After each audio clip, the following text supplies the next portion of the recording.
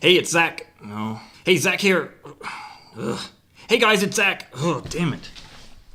Is this what you think about when you imagine shooting videos yourself? Video was one of the hardest skills I ever had to master in my business, and it took me a long time to get comfortable on camera. Today I'm going to share with you my 7 best tips I use to get comfortable on camera and how I went from hating doing videos to absolutely one of my favorite things I do in my business. Now before we jump in, if you're brand new to the channel, my name is Zach Crawford, and I want to give you a chance to win one of my $1,000 courses completely for free. All you need to do is go below, subscribe to the channel, hit that notification bell so you get notified when I drop new videos, and finally you have a chance to win every single day by commenting on one of my videos. Every single day I pick one person to win the course. Alright, so tip number 1 is to get out of your head. If you're anything like what I used to be like, you probably are your own worst enemy. You probably beat yourself up and tear yourself down. You're way too hard on yourself, and this is going to really stop you from getting good on video. You got to give yourself permission to make mistakes and understand it's a process and something you got to practice like anything else. I guarantee you your favorite YouTubers or anybody you follow that looks very confident on camera practice this skill a lot in order to get comfortable on camera. It wasn't something that come natural. It was something that required a lot of practice, and that's exactly what you're going to have to do. Alright, so tip number 2 is to practice with your cell phone. So I always tell the story about how it took me 30 days to publish my first video.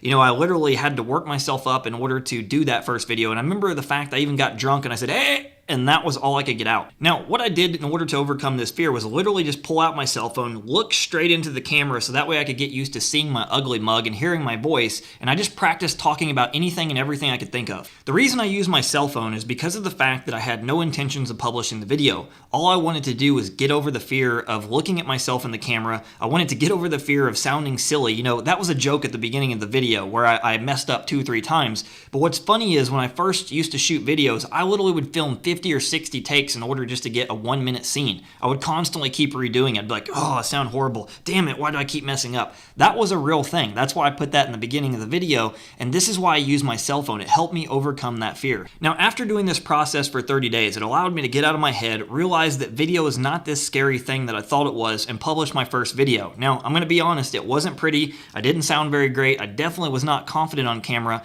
but I published it, and I was proud of myself for not letting fear stop me. All right, so tip number 3 is to pretend like you're talking to someone else. You know, what I can tell you in the very beginning when you're looking at that camera lens, like right now, like what I'm doing, I'm looking straight into this camera lens, it feels awkward. It feels very weird, and honestly, you feel like a bit of a loser. So what I do to overcome this awkwardness and this weird feeling of talking straight into a lens is pretend like I'm talking to a real person, which in reality I am. I'm talking to you. All right, so tip number 4 is stop worrying about what people think. You know, I think that most people are so caught up and they're so worried about how people might perceive them or how they might judge them, but the reality is people don't really care about you. I remember when I shot my first video in public, it was in Manila, Philippines in a mall. If you've never been to a mall in the Philippines, it's an experience in itself. Literally 1,000 people will pass by you in a minute. It's not like in America. And I remember being so nervous, so nervous. I literally looked over to the right, looked over to the left, and I'm like, oh God, I hope these people don't look at me.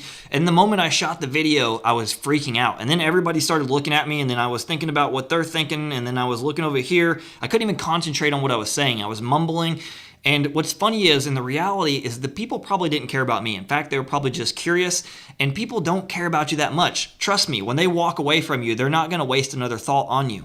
Now, the final part of this tip I want to leave you with that really helped me overcome this fear of shooting in video or just how people will perceive me on the internet was hearing this thought that, you know, when I'm actually concerned with what people think about me, I'm being selfish. I'm putting the focus on myself, right? And at the end of the day, most of us are getting into video because we want to serve the world. We want to get our message out there. We want to do something better. But when you're thinking about yourself, you're really hurting other people. You're hurting other people that could come across your message. You're hurting other people that could possibly make an impact on. And the other thing is, at the end of the day, if somebody doesn't like you, that's their problem. If you know you're trying to add value to the world, don't worry about what the negative people say. All right, so tip number 5 is to lighten up and be yourself. You know, the more you embrace your inner weirdo, the more people are going to like you and relate to you. What you need to understand is you have to embrace your flaws just as much as you embrace your strengths. And if you actually mess up, if you make a mistake, kind of like I did in the beginning of the video, if you keep going, people are going to see that you're a human and you're relatable. All right, so my final tip for you on this one is just to smile more. If you think about it, what's more attractive? Somebody who looks like they're upset or somebody who smiles? Somebody who smiles, right? Well, back in the day when I first started my videos, my followers called me out on this because I was uptight. I literally never smiled. I never showed any emotion. And when they called me out on this, I'm like, wow, they're right. I was doing my videos like this.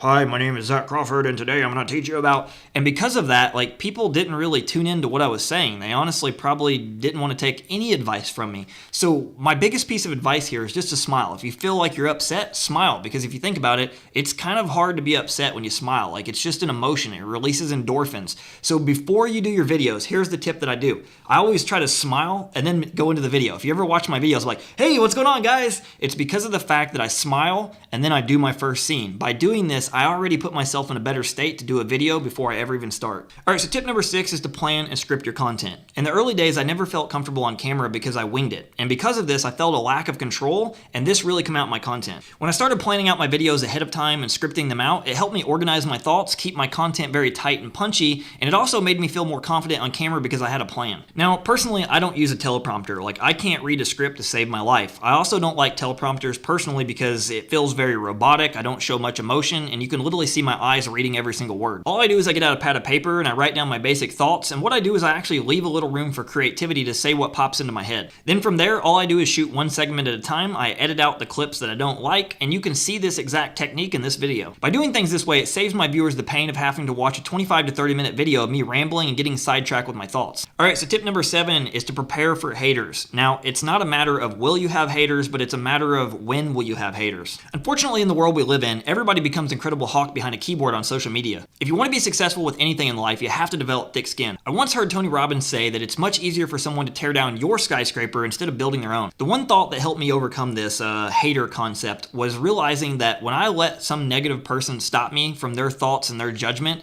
I'm hurting somebody else. I'm hurting somebody else that my message can impact and help their life. So basically what I'm saying here is don't let negative people consume your mind. Don't let their judgment stop you from doing a great thing. Well, that's a wrap. Hopefully these tips will help you feel more comfortable on camera too. If you enjoyed this video and got value from it, I'd appreciate if you hit that like button. It helps me reach more people. Make sure to subscribe and take care, and I'll see you in the next video.